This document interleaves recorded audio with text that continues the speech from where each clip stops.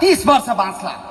तर जेन्जी पुस्ताले यो देशमा अझै पनि 60 वर्ष 70 वर्ष 80 वर्ष बिताउनु छ र उनीहरूका छोरा छोरी नाति नातिनाको जिन्दगी पनि यो माटोमा बिताउनु छ। र त्यो बिताउनको लागि कैयौं जेन्जी नेताहरू साथीहरू युवा साथीहरू के भनिराख्नु भएको छ भने चुनाव नै विकल्प हो, चुनाव नै विकल्प हो, चुनाव नै विकल्प हो, चुनावले निकास दिन्छ भनिराख्नु भएको छ। सबैभन्दा पहिला यहाँहरूले के बुझ्नु पर्यो भने यदि यो चुनाव भयो भने तपाईहरूले सोचे जस्तो यो देश फेरि के राजनीतिक ट्र्याकमा आउँछ आउँदैन के हुन्छ। सबैभन्दा पहिला म तपाईहरूलाई भन्छु, सबैभन्दा पहिला अब चुनावको परिणाम आयो र अहिले तपाईहरूले जुन पार्टीहरूलाई पाखा लगाउन खोज्नु भएको छ यो नसम्झिनुहोस् कि ती पार्टीहरू पूर्ण रूपमा पाखा लाग्छन् भनेर नसम्झिनुहोस्। त्यसरी सम्झिनु भएको छ भने त्यो भ्रम हो। उनीहरूको भोट घट्ला, अरूहरू कतिपयको बढ्ला, तर उनीहरू अझै पनि शक्तिको केन्द्रमा रहनेछन् र उनीहरूले सबैभन्दा पहिला नेपाली सेनालाई प्रहरीकरण गर्नेछन्। त्यो प्रहरीकरण गर्ने भनेको के हो म तपाईहरुलाई व्याख्या गर्छु अलिकति। त्यो के हो भने आजसम्म नेपालमा उनीहरूले प्रहरीलाई, कर्मचारी तन्त्रलाई, संवैधानिक निकायहरूलाई, विश्वविद्यालयलाई, स्कुललाई, हुँदा हुँदा डाक्टरलाई, इन्जिनियरलाई, वकिललाई, स्थानीय तहको खानेपानी समितिलाई, मन्दिर सुधार समितिलाई, टोल सुधार समितिलाई, सबैलाई उनीहरूले दलीयकरण गरिसके र त्यो दलीयकरण गर्न नसकेको एउटै संस्था थियो, त्यो चाहिँ नेपाली सेना थियो। अब उनीहरूले यो जेन्जी आन्दोलनपछि के बुझे भने नेपाली सेनालाई पनि प्रहरीकरण गर्न सकिएन भने भोलि सङ्कटमा पर्दा हाम्रो लागि कोही हुँदैन भन्ने उनीहरूको सोचाइ छ। यद्यपि नेपाली सेनाले नै उनीहरूको जिन्दगी बचाइदिनु पर्यो। अब त्यसपछि उनीहरूले नेपाली सेनाले प्रहरीकरण विधिपूर्वक गर्छन्, सिधै हस्तक्षेप गरेर होइन। जसरी प्रहरीलाई बिस्तारा बिस्तारा बिस्तारा बिस्तारा दलीयकरण गरे, पार्टीकरण गरे, नेताकरण गरे, त्यसै गरी नेपाली सेनालाई गर्छन् र नेपाली सेना पनि यो देशमा प्रहरीकरण भयो भने हेर्नुहोस् यो देशको अस्तित्व नै सङ्कटमा पर्छ। यो देश अफ्रिकाको कुनै मुलुक जस्तो द्वन्द्व क्षेत्रमा परिणत हुन सक्छ। त्यो स्थितिमा जेन्जी भाइ बहिनीको भविष्य के हुन्छ यो देशमा, यो कुरा उहाँहरूले बुझ्न अत्यन्तै जरुरी छ। र उहाँहरू शक्तिमा अब शेर भएर आउनु भयो भने हेरिराख्नुहोस्। अरू बेला पनि हामीले धेरैचोटि भन्ने गर्छौँ राज संस्थाको मुद्दा चाहिँ यो भएन भने अब त सकिन्छ, अब त सकिन्छ भन्छौँ। तर यो पटक यदि नवीन समझदारी बेगर चुनाव भएर उहाँहरू फेरि शक्तिको वरिपरि आउनु भयो भने राज संस्थाको मुद्दा धेरै समय ओझेलमा पर्न सक्छ, धेरै लामो समय ओझेलमा पर्न सक्छ। कसरी पर्न सक्छ भने जसरी बल्गेरिया, यमन, तपाईको रुवान्डा, बुरुन्डी, अफगानिस्तान, यो ग्रिस पहिला राज संस्था भएका देशहरू छन् जहाँ अहिले पनि साना साना समूहमा राज संस्थावादी समूहहरू छन्, नभएका होइन, तर तिनीहरूको राजनीतिमा कुनै प्रभाव छैन। त्यस कारणले गर्दाखेरि उनीहरू शेर भएर आए भनेदेखि उनीहरूले नेपाली बाँकी रहेको एउटा सेनालाई पनि प्रहरीकरण गर्छन्।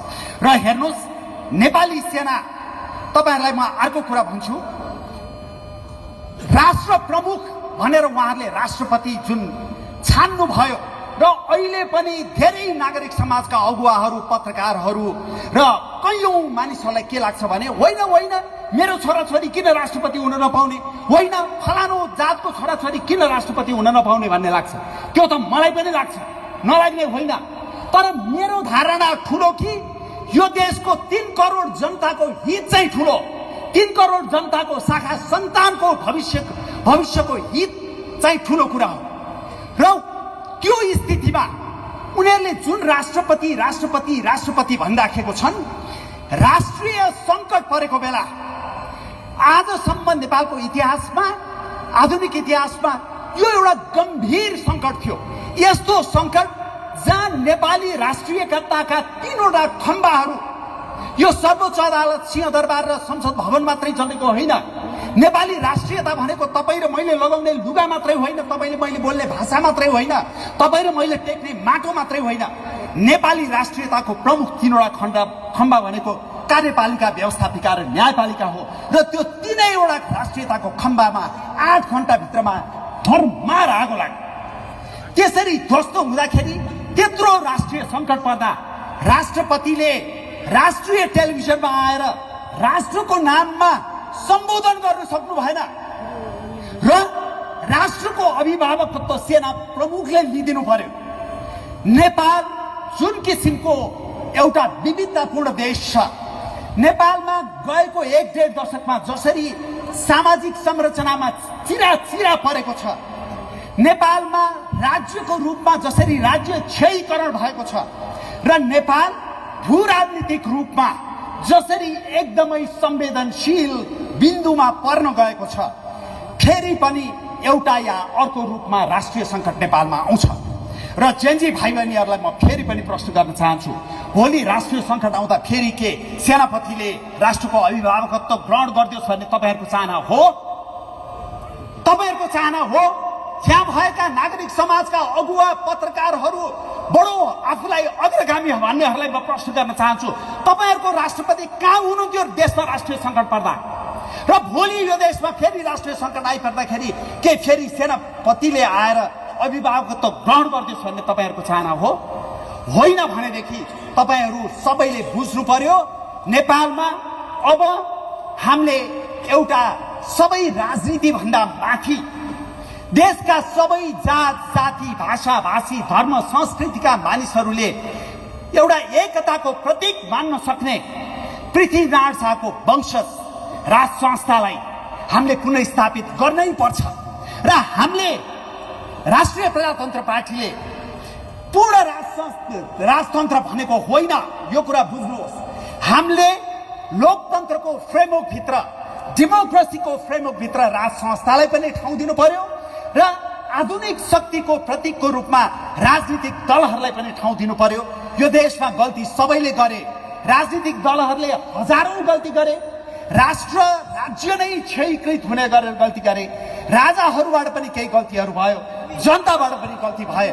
अब यो गल्ती कोट्याएर मात्र बस्ने हो भनेदेखि हामी त मैले पापी पुस्ता भन्ने गरेको छु, जुन पुस्ताले आफ्नो बाउबाजे बराजुको त्यो पाप र धर्मको नैतिक अवधारणाले बाँध्न पनि सकेन र त्यसै गरी यो देशको नियम कानुनले पनि हामीलाई बाँध्न सकेन। हामी त्यस्तो पापी पुस्ता हौ। हामी त यसै गरी भाषण गरौँला, टेलिभिजनमा गरे अन्तर्वार्ता दिउँला, अलिअलि ऊ साथीहरू आए सबले फोटो खिचे दङ्ग परौँला, तर त्योभन्दा मुनिको पुस्ताले यो देशमा कसरी बस्छ? जुन पुस्ता बस्नै छोडिसक्यो देशमा, यस्तो किसिमको परिस्थिति सृजना भएको छ। त्यस कारणले गर्दाखेरि हेर्नुहोस्, यो एकदम दुःखद र अनपेक्षित स्थितिमा यो समय नेपालले पाएको छ। यो जेनजीका ती भाइ बहिनीहरूको रगत केवल यो नियमित चुनाव होस् भन्नको लागि बगेको होइन। ती जेनजी भाइ बहिनीको टाउकोमा गोली के नियमित चुनावको लागि भएको हो? त्यो हुँदै होइन। त्यस कारणले गर्दाखेरि हामीले के बुझ्नु पर्यो भने यो अनपेक्षित रूपमा प्राप्त समयमा हामीले चुनाव नगरौँ भनेको होइन, चुनाव गरौँ, चुनाव गर्नै पर्छ। हामी प्रजातन्त्रमा विश्वास गर्छौँ, अझ उदार प्रजातन्त्रमा विश्वास गर्छौँ हामी। तर त्यो चुनाव हुनुभन्दा अगाडि एकचोटि हामीले नेपालको परम्परागत शक्ति, त्यो भनेको नेपालको धर्म, संस्कृति, सभ्यता, नेपालको शान्ति, स्थिरता, सामाजिक सौहार्दता, भौगोलिक अखण्डताको प्रतीकको रूपमा, परम्परागत शक्तिको प्रतीकको रूपमा राज संस्था र आधुनिक शक्तिको प्रतीकको रूपमा राजनीतिक दलहरूलाई फेरि हामीले एक ठाउँमा ल्याउन सकेनौँ भने हाम्रो त जीवन यसै गयो। जेनजी भाइ बहिनी र हामीभन्दा मुनिको पुस्ताको जीवन यो देशमा आएर मञ्चबाट ठुला भाषण त गर्नुहोला, तर भिजा पाएको दिन यो देश छोडेर जानुहुन्छ, अपवाद बाहेक।